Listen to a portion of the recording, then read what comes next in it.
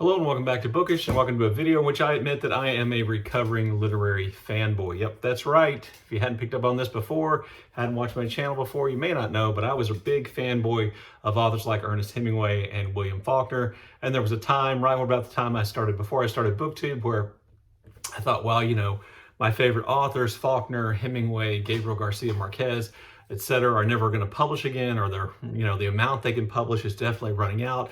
What I'm going to do, what a tragedy this is for literature. Nothing's ever going to be as good or the same. And then I started my BookTube channel and I realized, exactly how wrong I was. So I thought I would make this video and talk about the problems of literary fanboys like I used to be. One of the things I think it's important to acknowledge here is that it's not just men that can be literary fanboys. It's not just boys that can be literary fanboys. Women can also be really big fans of certain authors and kind of fall in the same category. But being a man, I thought I would talk about, the authors who attract the most literary fanboys today, because these are the ones that I see from time to time on my ventures around YouTube and BookTube. And those three authors that attract the most attention from literary fanboys today are Cormac McCarthy, David Foster Wallace, and Haruki Murakami. Those are the three big, I think, fanboy authors that exist today in terms of, writers of fiction. And their fans are incredibly loyal and defensive, and I want to talk about that. So first, how do you identify a literary fanboy? First of all, the first characteristic of a literary fanboy is they elevate certain authors to an almost godlike, demigod-like status. They are obsessed with those authors. They recommend those authors all the time. Those seem to be the only books that they read, the only books they talk about, that those authors are for them what reading and literature is, and doesn't appear to be much outside of that. There may be, but there doesn't appear to be. A second characteristic of the literary fanboy is they lament the death of literature when these authors die or after these authors die. No author could ever possibly be as good. There's no way anybody could ever possibly match the writing, the talent, the artistry of these authors, and everyone should try. We should reject any author who doesn't try to live up to the standard of one of these three or all of these three writers, but nobody's ever going to do it. So, yes, they should try, but it's pretty much pointless. And then the third characteristic of literary fanboy, I would say, is that they're largely uncritical in their thinking about these authors. They're unwilling to accept the idea that these authors might have produced a work that is anything less than good. They might, if they're, been in it for a while, they might think, okay, well, this book is just good and this book is, great, or this book is monumentally great. But they're not willing to accept that any book published by one of these authors is anything less than great. I've had some experience with this, having put out some negative reviews of Cormac McCarthy's last two books. But a lot of Cormac McCarthy fanboys came after me about those books and have, come after me about my opinions about Cormac McCarthy in general, which is fine. I enjoy those literary discussions, and I don't want to kind of denigrate or put down these people who are fanboys too much. Number one, because as I just said, I was the same way at one point, and I still have those tendencies. I'll admit that right now that I am in danger of becoming a fanboy of Percival Everett, that I'm kind of find myself obsessively wanting to read his books and get my hands on his titles and read more and more of his work.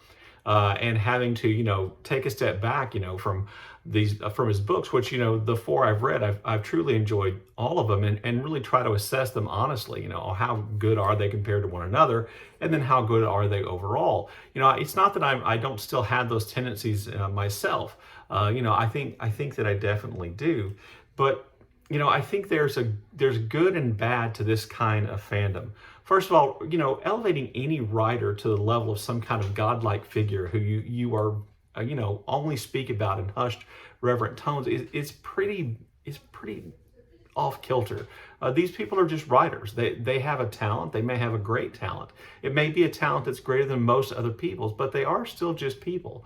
And I think there's nothing wrong with feeling like one of these people's works, Infinite Jest or The Wind-Up Bird Chronicle or Blood Meridian, are the greatest work of literature ever, and discussing it and defending it. But that doesn't mean that you put all of this writer's work on a level above that puts them above criticism and attack anybody or anything who criticizes or in any way attempts to say that they're anything but the greatest of all time. That's highly problematic.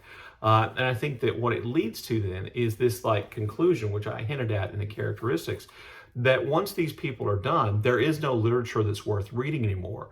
And that then means you stop reading. You kind of close yourself off. You don't remain open to new ideas, new books, new literature, new writers, new authors. And that is, a tragedy, really. Here we have somebody who maybe they got into reading because they really became kind of obsessed with one writer, like I was with Hemingway. When I read first Hemingway, I wanted to read all of Hemingway. And if you ask me, who was the greatest American writer, I would say Hemingway. And if you ask me who was the most influential American writer, I would say Hemingway. If you check my playlist on my channel, you'll find that I have I have several videos or a series of videos about Ernest Hemingway. And when I moved on from Hemingway, I went to Faulkner, and the exact same thing happened with Faulkner. And that's not the only time that's happened. And, for me, Hemingway was my gateway into reading literature that wasn't, fantasy. Fantasy's where I started off, like lots of people. And he was my first kind of non-fantasy author obsession. And I think that was fine because it got me into reading. But if I had remained where I was, convinced that the greatest writing, the greatest American literature, the greatest American writers, the greatest writers had already lived or were nearing the end of their work, I never would have read so many of the great books that I've read recently. And booktube really is the thing that kind of saved me from doing that. So, what worries me isn't that these young men oftentimes are obsessed with Cormac McCarthy or Haruki Murakami or David Foster Wallace. It's that their obsession closes them off and prevents them from accepting, reading, seeking out excellent works of literature, excellent books that are being produced right now, and literally just assuming that's the end of it. If these authors if it's a good thing that these authors are people's entree into reading books and literature, then it's a bad thing if those readers never go any further than those authors. And that's one of the things that I see that kind of worries me, this kind of cult of personality, this kind of godlike status that people elevate certain authors to.